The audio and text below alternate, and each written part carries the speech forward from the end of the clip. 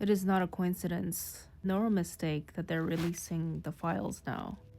Be very careful what you're consuming during this time. What you consume and what you process using your consciousness will affect your own field of consciousness and energy. Be very mindful of what type of information that you come across and what you invest your attention and energy into.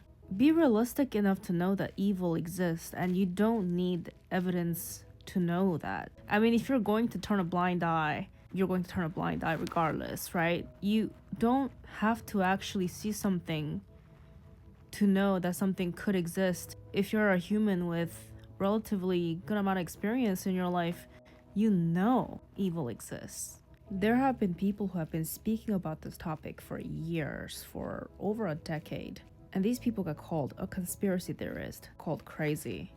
And I'm noticing that these people are now rather quiet. They have retreated to themselves. The information that is surfacing right now, it's not new.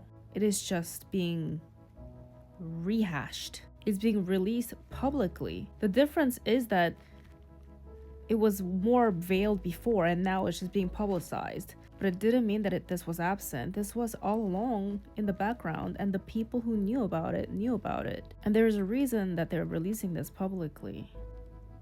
That's what I'm telling you. It's nothing wrong with being curious and doing your own research, but I would be very mindful about what you choose to spend your time in, because you don't need to do any more investigative work to find what? Find what? Evil existed all along. You don't need to find more proof to prove something. If someone doesn't want to believe it, they have already made the decision to not want to believe that. That is their prerogative. You don't need to feed everything that asks for your attention. You must recognize that spiritual warfare is all around, and how you protect your energy is by being very conscious when it comes to choosing what you're going to pay attention to. Darkness also means hidden information, lack of illumination, and sometimes the opposition will illuminate certain aspects of the truth to manipulate your energy, to distort your reality, to inject fear into you.